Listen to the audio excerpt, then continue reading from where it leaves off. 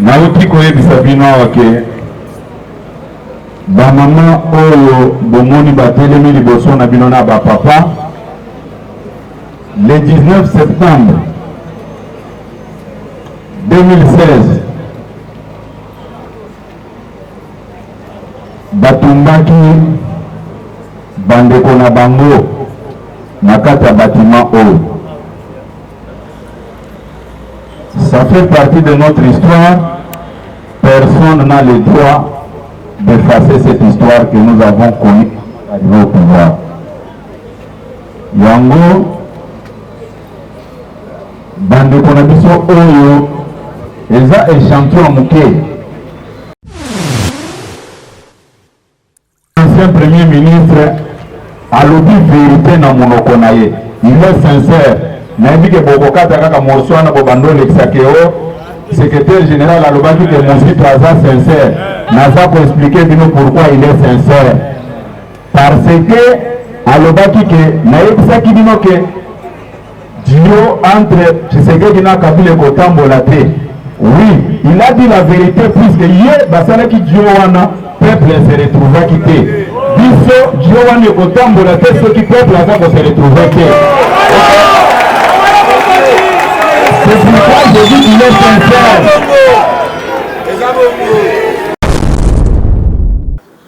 Balandia Congo France, boy madame na kati ya tranche to soko italima sur la politique Mboka Congo, les lotos a vraiment à la siège à IDPS, te koyoka na kati ya matinée moi na Mboka Augustin Kabouya, azali secrétaire général à IDPS, alingi a expliqué nous par rapport à un malentendu aux les cana entre bande quoi IDPS Kasumba sa vis-à-vis il y a Twitter il y a moi na Mboka Christian Mwando Simba oyo abelelaki par rapport ya makambo ko les cana Kasumba lesa et qui ko sala été moi beaucoup Augustin Kabouya pas les canaux qui na chaîne nationale pour mes canaux nous éclaircir bateau mais ça bande comme ça Kasumba lesa ba militant comme ça Kasumba lesa ba se sentira qui allégé na ba propos et les canaux qui na kata na RTNC radio télé nationale ya Congo ne ba marché qui ba senga qui démission ya mwana mboko Augustin Kabouya mais le quoi yepé ko combattant sali nini alikana qui na kata matinée ya lelo à quoi expliquer qu'est-ce qui se passe au juste na kata Kasumba lesa pe a expliquer pe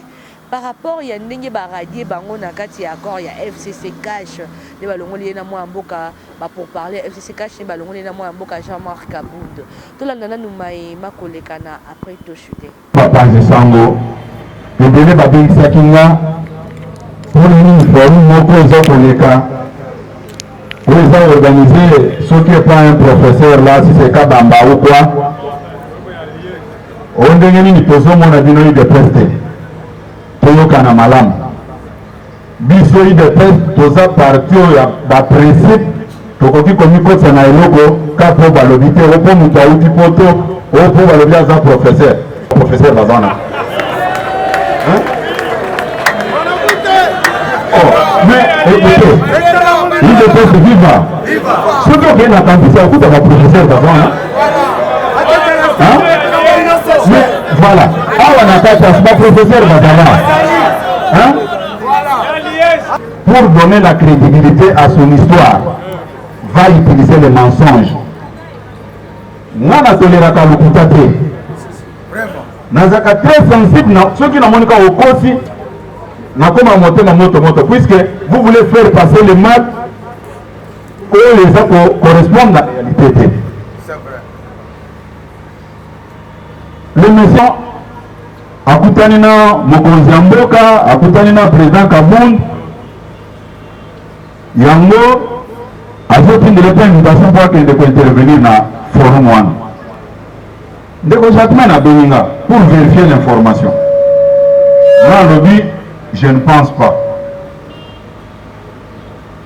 A Bengi député la mission Moussous, à cause de Moussous. Au nom, j'ai causé avec les autorités du parti, yo comme président groupe parlementaire, il faut qu'il y ait Oya Kolo. Président par groupe parlementaire, a Bengi président Jean-Marc a vérifié l'information. Président Jean-Marc a le but. Le monsieur ne m'a jamais rencontré. Ne m'a jamais même appelé. Mais comment expliquer que pour lancer une invitation, il faut utiliser Bakombo Moussous à cause de Sabuka Lokuta. Ça m'avait beaucoup énervé. tofuki wana te tomati lisusu na oya tokomepa mokonzi ya mboka to vérifier. Je ne l'ai jamais rencontré. Ça, ce sont les professeurs que vous nous rencontrez. Hein? Bon. Écoutez, et ceux qui kaka wana te bandeko na ngai. Nazwi singa ya collègue na ngai ya INC. Secrétaire général ya INC a Beninga. Alobi mais oh, tous ceux qui ont combo na bino parmi les intervenants. Makambo ezande nini? Na décrire une situation alobi oh. Biso to kanse ke bino koza na kati bino. Na alobi biloko wana ngana yebi yango te. Biso de presse hein, pour kokende kuna te, pour tenir makambo wana te. S'il pense que pour être reconnu comme tel, ça doit venir de là où on l'avait confié le mandat ou de la mission, biso to kokende te. Ah, bande konyo so balobi, c'est-à-dire montre aza sérieux. Nde boyoki ko ba suspendre ceux qui déroulement ya ba travaux ya forum wana. Et kokende pete e kosala matin, l'IDPS a kotikala kokota na biloko wana te. Tokani. Et ce que je vous dis ici, naza kolobango devant la presse. Nakanisi bakotie la ye vidéo ya bakotela ba image ya matinée oyo. Ce n'est pas sérieux. Tolobaki tokokende kuna te. Tokani madame. Tokani madame.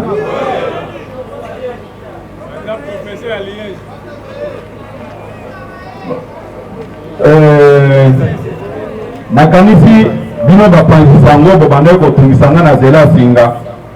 Exaki bino ke na pour répondre bino na mutuna wana na kati ya matinée. Je pense que vous êtes satisfait par rapport à votre préoccupation.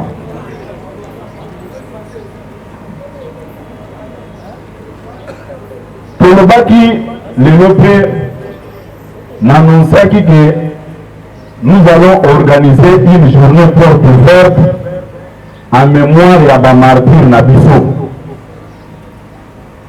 Et kozala injuste na parcours politique na biso soki tozokanisa bato oyo babomaki na barégime nyonso elekaki parce que lelo tokomi na pouvoir. Yango na niveau ya direction na biso au niveau ya exécutif ya parti to travaillaki pour la décision moko ezala rendu public par le président du parti en mémoire ya ba martyr nyonso oyo IDPS baboma. Mais awa toza na échantillon moko moke tokoko kosala bato wana te puisque babungisaka mibali na bango lelo baza kobenga bango baveuve parce qu'il y avait un groupe d'individus oyo basetelaki koorganize baélection na moment oyo mipeko esengaki te plus bato babomaki le 19 et le 20 septembre eza po UDPS na baparti mosusu basengaki convocation ya corps électoral conformément na mibeko ya mboka, conformément na loi électorale. Babomaka bandeko na biso ebele batumba bango na ndako oyo nde yango naza koannoncer bino ke nous allons organiser une journée porte ouverte, une journée commémorative en mémoire ya ba martyr na biso. Nous ne pouvons pas laisser passer cette journée parce que nous sommes dans une quelconque coalition. Non. Tokosala bongo te. Tokani madame. Nakobenga baveuve wana bayao. Boya koto.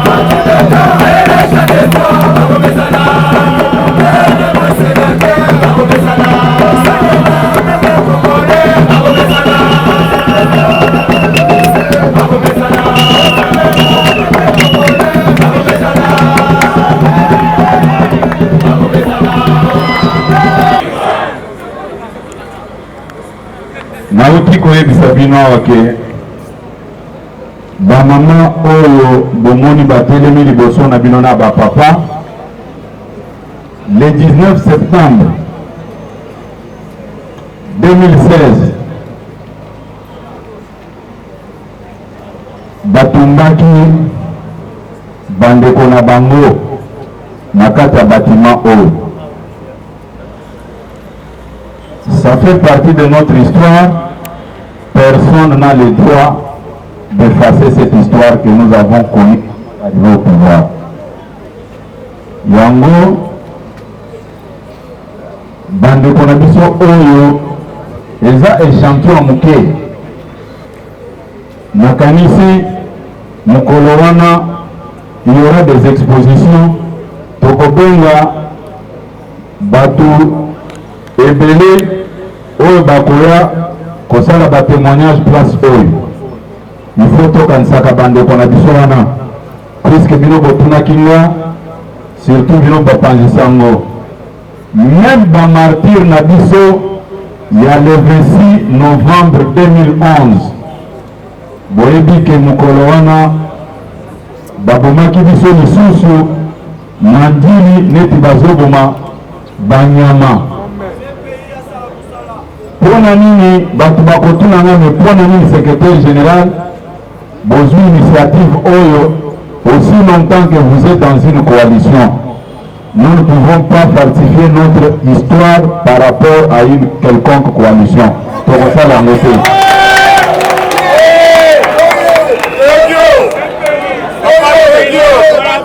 Je peux toucher personnellement. Libre-Pesse, viva! Nairobi, s'il vous plaît, les combattants, s'il vous plaît. Discipline, s'il vous plaît. Makambo naza koloba nazoloba ngona motema nanga mobimba naleki na bagouvernement nyonso na kati ya UDPS oyo depuis 2011 jusqu'aujourd'hui nayebi mingi eleki comment bato bakufi na parti oyo. Le 26 novembre 2011 bambulance bando euta kote ya aéroport na bakor au moins nous trésor les maquillés au tanga. Et nous ne pouvons pas oublier ça. Pour nini na mingi batu bazala bazomona bomoto namonaki vidéo moko esali tour du monde oyo baza kotraite biso parti ya baterroriste na bamilicien. On a monté une histoire pour ternir l'image de l'UDPS et du chef de l'État. Nous ne pouvons pas accepter de tel genre de provocation. C'est comme ça que biso tozana ba preuve na biso oyo le ndenge komi na Kinshasa oyo pièce contre pièce. Biso tozana ba victime na biso. Nalobi biso tozana ba victime na biso. Ba martyr na biso. Oyo baboni. Puisque ndenge batelemi boye. Vous pensez que tokoki koyebisa bango makambo nyonso babosana bandeko na bango batumbaki awa?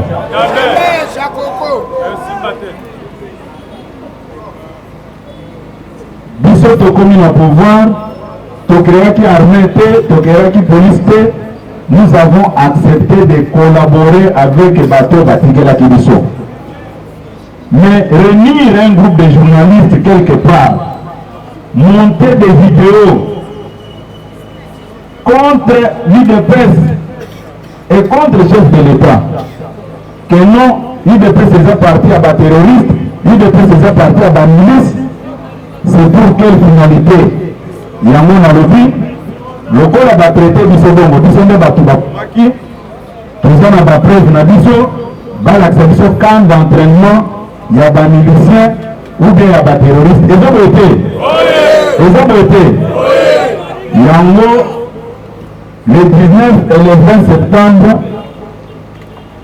avant date wana, journée commémorative ya ba martyr na biso ekosalema awa bato bakobandola bazobima bakende bazosala batémoignage tokani malamu na bengi échantillon oyo plus na kati eza na bamosusu oyo babomaki bandeko na bango baye kose présenter place wana eza mpe na basi. Vous pouvez vous imaginer zwaka exemple ozo repasse ata elamba par mégarde oko simba na se ya faire à repasser oyokaka ndenge nini. Mais maintenant baza kotunga moto aziki lobi bobenga bato wana bamilisi na baterroriste. Est-ce que vraiment nous sommes sérieux? Maman boko zonga place na bino bokende ovanda nalingi na clarifier likambo mosusu. Likambo wana ces derniers temps baza kovéhicule yango avec les intentions ya kodresser population contre mokonzi ya mboka. Mais biso biloko wana ekoleka te. Oyo bato baza kopona il faut laisser le prime puisque baza na bamakambo ebele ya mabe oyo biso soki tolobi yango moto akotambola lisusu te. Ça fait un bon temps oyo baza kofaire passer de fausses informations dans les réseaux sociaux et dans certaines chaînes de télévision autour ya dépense ya présidence de la République. Campagne wana eza menée pourquoi? Balingi kolakisa petit peuple que en tout cas Tshisekedi aza na mbongo ebele aza kobebisa bino peuple boza kosouffrir. Mais naza koyebisa bandeko boye, vous avez montré à la face du monde que nous sommes dans une coalition. Il faut faire très attention parce que d'après mes enquêtes, nayebi bien que directeur du trésor na ordonnateur ya gouvernement bauti na ngambo ya FCC moko même on m'a dit que c'est le petit frère de Matata Mponyo. C'est eux qui amènent des fausses informations pour dresser l'opinion contre le chef de l'État. Naza koyebisa bandeko boye, naza koloba boye toyoka na malamu. Ils doivent faire très attention, c'est un terrain très sensible parce que batikala kosala restitution ya ndenge babandeko gérer te, batikala kosala ngote. Et j'ai toujours eu de l'annoncer tango balobaka que non totikaki 1 milliard na banque. Soyons sérieux. Vous gérez le pays pendant 18 ans avec tout ce que nous avons comme richesse. Vous voyez ça va que vous direz qu'un milliard n'a pas de banque.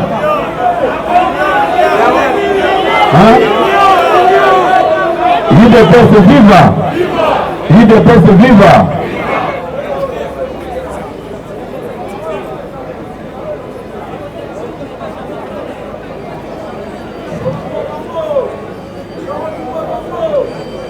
Kana makambo kutumbeza te soki otumi moto bazokanga yo. Il de se vivre. Boyokaki baza koyebisa bato nyonso awa ono régime Tshisekedi eza régime ya bakorrompi bake plus loin balobio famille ya chef de l'État baza na baintérêt na Katanga bakare minye biloko ya bongo. Totiaka commission ad hoc moko awa que oyo aza na preuve amemela biso ti lelo moto ata moko amema eloko te. Ezalaki campagne de diabolisation. Mais botala lelo bitumba ekomi autour ya bajuge. Mais magistrature c'est un corps, bato wana ce sont des fonctionnaires. Biso tokutaki bango eza boye te. Tokutaki bango UDPS aye na magistrat moko afabrike teke awuti na 11e mairie dake kote non baza batuka tokutaki oyo ya bango moko. Mais problème na biso ezali kouta wapi?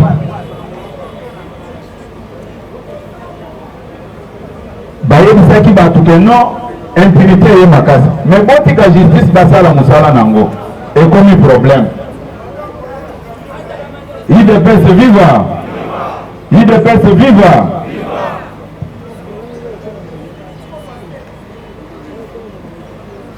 eloko moko nakoyebisa bino boye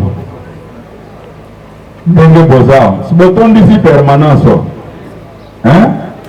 botondisi yango est-ce tokoki koengage badébat autour ya baplein? C'est un débat dépassé. Nalobi, c'est un débat dépassé. Soki batu baza na ba débat autour ya babiloko wana baya na discuter na bango olie bakende koluka kokota chef de l'État na buzoba wana. Puisque à moi seul avec mes collaborateurs ici, nous avons rempli le stade de martyrs au batu bametakate. Nalobi boye. Pour la première fois, nayokaki un ancien premier ministre alobi vérité na monoko na ye. Il est sincère. Nayebi ke bokokata kaka morso wana bobando lekisaki o secrétaire général alobaki ke mosito aza sincère. Naza ko expliquer bino pourquoi il est sincère. Parce que alobaki ke nayebisaki bino ke Dio entre Tshisekedi na Kabila kotambola te. Oui, il a dit la vérité puisque hier basalaki Dio wana peuple se retrouva quitté. Biso Dio wana kotambola te ce qui peuple a se retrouva te. C'est pourquoi je dis qu'il est sincère.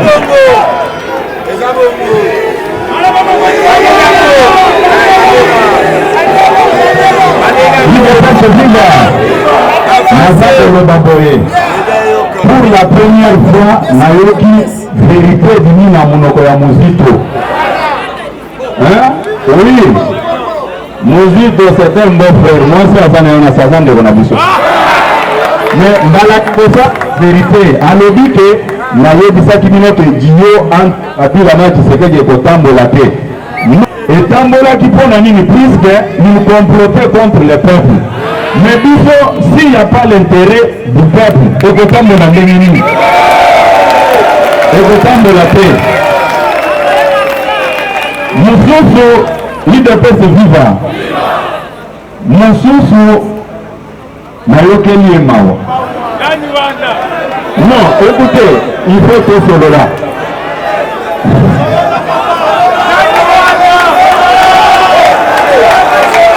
Wana zako le babiloko wana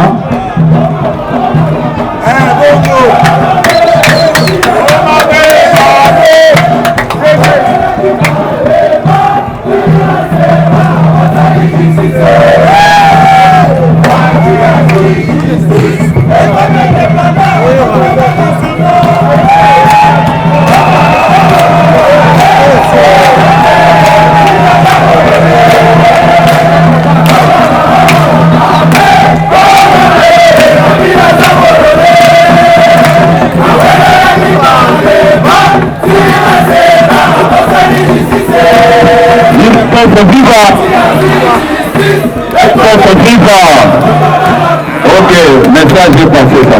Nous n'avons pas pu les mawa. Ce qui nous est facile, la corruption. Mais quand même, vous pensez diriger un pays à la dimension d'un continent. Comment expliquer au bout de là-bas compromission pose à la ministre du gouvernement provincial pour trahir Batozaki na bango au Kekavoa na yo après on le bakeno nane naza président ya mboka oyo.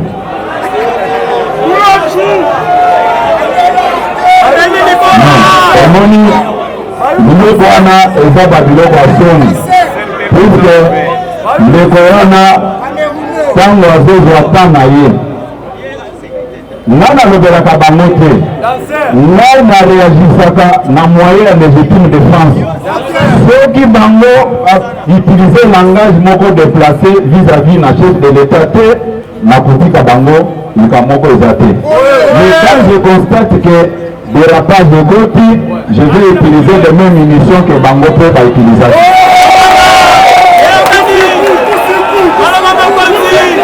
L'UDPS viva! L'UDPS viva! Félix Tshisekedi atikala koyiba te, atikala koyiba victoire ya mutu te. Biso, je vais vous révéler un secret. Ngai tobandi na chef de l'État de l'OT. Nayebi même na niveau ya parti. Bato babundisa ye du vivant de son père. Nzamba bandaki pour aider bango kako komona kaka mwa mukebo mutana kei atiki parti. Soki ti lelo bato ba comprendre te que pouvoir ya président de la République c'est un pouvoir divin. Même ye moko a comprenaki yango te puisque Nzambe mutu a utilisaki kako ma place à Zawana. Combattre Félix Tshisekedi, c'est combattre l'Éternel des armées sans le savoir.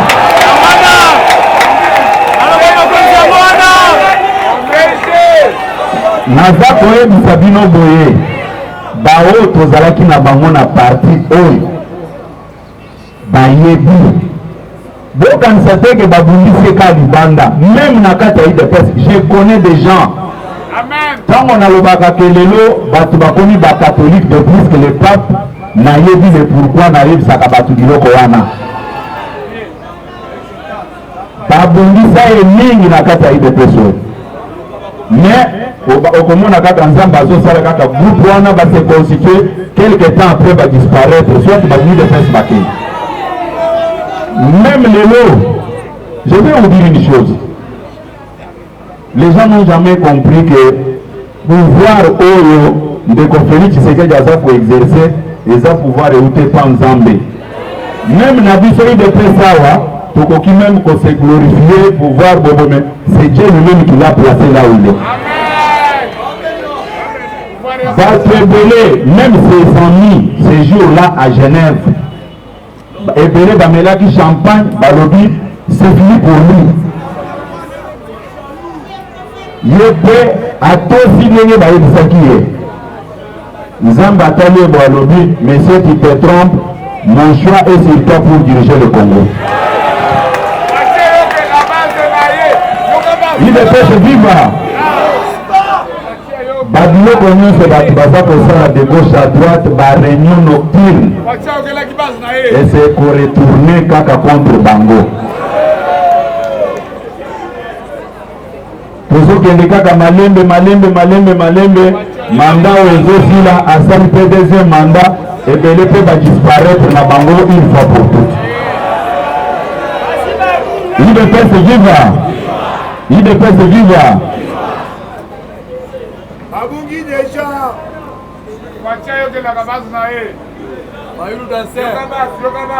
Lelo ndenge tozali awa nayoki bandeko ebele na kati bamosusu bazoloba eske UDPS yango ezalaka na Kinshasa.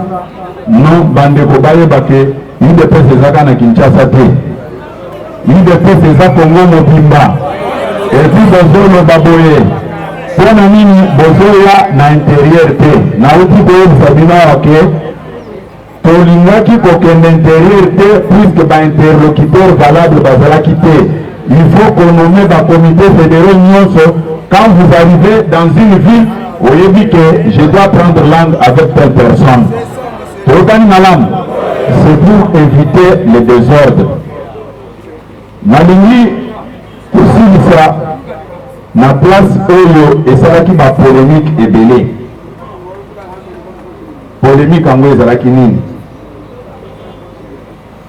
Autour ya comité de suivi de l'accord. Bayebisi bino ono balongoli secrétaire général, balongoli président Ali, ainsi de suite, bazali Susumunate. Mais ce qui m'avait beaucoup étonné, c'est de constater que l'élément passé en boucle na basheni nyonso ya bandeko ya FCC. Basheni na bango nyonso na bandeko kolekisa nini wana. Eloko nini elekaki. Et je le répète encore ici. Avant président Félix Bakende de Genève, baninga na ya opposition bayebisaki eke longola Kabund na Kabuya Potos voté comme candidat commun de l'opposition. Il avait refusé à Ebisaki Bangoboy. Ce que vous me demandez là, moi je ne peux pas vous demander ça dans vos partis. Ceux qui vont choisir, ceux qui vont boboya, et vous connaissez la suite. Seulement quand nous arrivons au pouvoir, qu'il va nous mettre à l'écart, et ça passe au Pelsanani. Et moi je peux aller plus loin pour vous dire ceci. Yémou Katia Kibisowan, ceux qui ont moni de Moussala Tosale et Koki, Alingati Abatou, je dois faire un problème pour vous. Gouvernement qui n'a pas privilège de à Epsengana Kotakuna, moi je reste au parti. Comment je peux aller m'accrocher sur un problème? C'était des mensonges. Atiaki une petite commission ad hoc pour travailler sur l'ordre du jour. C'est pourquoi le lundi, bande konabiso bazana commission ad hoc wana bayaki kosala biso restitution ya évolution à makambo nyonso. Mokonzi abengaki biso ngana président Kaboun tokoti réunion de 20h à 1h du matin pour na basala biso restitution ya comité ya commission ad hoc wana. Donc c'était une fausse information pour la salir l'image à Mokonzamboka. D'ailleurs, j'ai un grand travail que je fais ici. Nakota na bureau à 9h, 10h pour quitter à 22h. Est-ce que je peux en faire un problème? Et ça, biloko bao babando tambusa ono babengani bangobo. Soyez un peu sérieux. Ils vont nous chasser pour remplacer qui? On a fait quoi? Mais biso toza toujours na faire play nalobaki yango boye.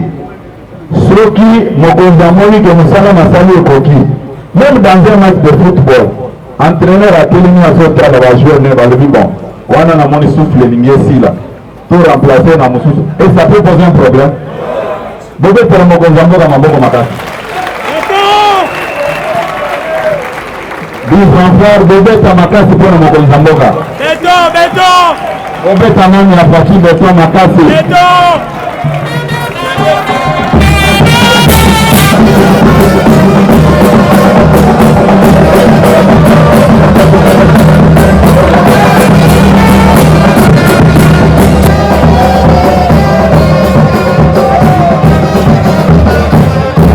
Viva. Makansi makamtezo sur la bozo la mango très bien. Makambo na zako Félix Tshisekedi avait bel et bien gagné les élections présidentielles. C'est un faux débat. Natalaki Bamususu, Bazokoma, au président élu. Non, tous à la série. Tous à la série.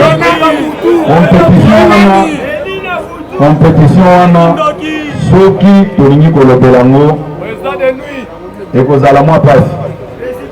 Bon, na kongi coalition eza kokende na kolobela coalition na biso na FCC na coalition ya IDPS na INC tokani na accord de Nairobi. Ce sont les points au batbalini kozongela kaka. Merci. Concerne notre coalition avec le FCC, eza toujours d'actualité. Na koko ebisabino ate que non coalition eza non, la coalition là existe. Mais sauf que s'il y a des rapages, et qu'on empêche ngate pour recadrer dans ma cam. Tokani? Ok. Concernant coalition Nabisona INC, Tokutanaki 3 fois. Pour la restitution, il y a cash. Cap pour les changements. Bamoussous Baza Kolobela Makamu ya accord de Nairobi. Biso Tolobi. Eza mabete pour de l'accord wana. Mais la politique est dynamique. L'accord wana, toyokanaki ke soki to gagner maponomi, to gagner majorité dans l'Assemblée nationale, primature et kokene na INC, bakozwa ministère ya finance, ainsi de suite. Mais tant que tu commis sur le terrain, réalité ezalaki mosusu. Accord wana nulle part et le bas qui que ceux qui toleki président national et ANC a comme directeur de cabinet pour le bas qui mais compte tenu il y a un contexte politique, nous étions obligés de faire quelque chose. Nulle part dans l'accord de Nairobi il était prévu que FCC n'a pas primature et ça l'a quitté. Mais contexte politique imposa Kibiso. Vous pouvez vous rappeler à une certaine époque, Tango Rimer Moko Tambola Kikeono, Félix Tshisekedi, à cause de la première ministre de Joseph Kabila. Vous voyez, vous avez fait réponse à Pesaka na matinao, na Lobaki Boy. Pourquoi Boningi Kaka que Félix Tshisekedi a la première ministre de Joseph Kabila? Pour nous dire beaucoup pour l'université que Joseph Kabila y a la première ministre de Félix Tshisekedi. Natuna Kabila Ngwawa. Beaucoup pour balancer ba image na bino na archive beaucoup ta yango. Na Lobaki Yango, c'était sous l'inspiration puisque le lot bangonde baza ba premier ministre na biso. Hein? Na Lobaki Yango le londe salemi. Nde yango na zem sabatebele va éviter l'exata na bangote commenter ba messe noire contre les chefs de l'État. Ça ne sert à rien. Engager une guerre avec Félix Tshisekedi, c'est déclencher une guerre contre les créateurs de ceux de la terre, puisqu'il y a ces places wana. IDPS viva! IDPS viva! Nayokaki ndekomoko alobi misala. Nazozongela place wana. Puisque bamususu bakolo bakono omoni akimaki aboyaki ko répondre non. Biso souci na biso ezake congolais nyonso tolobi teke membre ya IDPS tolobi congolais nyonso asala nini azwa musala pona nini toza koloba bongo ndeko keba na désordre wana koindispose bato nyonso bayawa te pona nini lelo population oyo bakoma hostile contre badirigeant eza pona nini puisque babandaki kotongisa kaka makambo mpona royaume na bango bazotika bato mosusu boyebi bien que démarche ya mokonzi ya mboka eza promotion ya bajeune na bafemme eza boye te bobetela mokonzi ya mboka maboko makasi mutu akosa bino te bitumba nyonso bazobongisa mokonzi ya mboka eza kaka mpona bino bose retrouve te asa comprendre baje wana tosala ye confiance to retire ye confiance ata moko te toyokani malamu misala bokozwa yango puisque mokonzi ya mboka akosaka eza teke mutu aya kokosa bino kono bomoni bozolisa tanga bino pamba eza lokuta tous les jours soki tokutani azongela kaka makambo wana. Il faut beaucoup travailler, il faut faire quelque chose pour la jeunesse. Tokani malam nakanisi abiso ya liboso naza ko remercier bino na maso bosali pour na réussite ya matinée oyo ici pour na lelo tosuki awa bozoma na bandako na bino kolo nzambe ensemble na bino. Merci.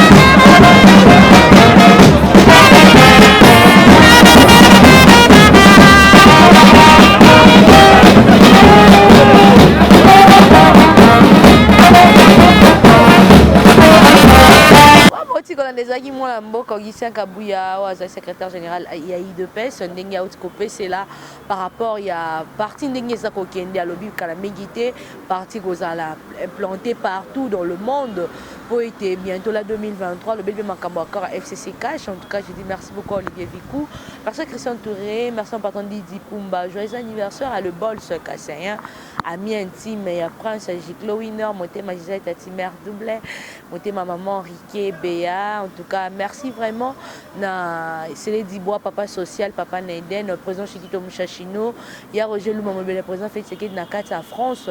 Merci à Papi Maïbelanga Empire Basket, Papi Batia des bonhommes Lissanga, Mami Tokten Balasima, ciao. Congo France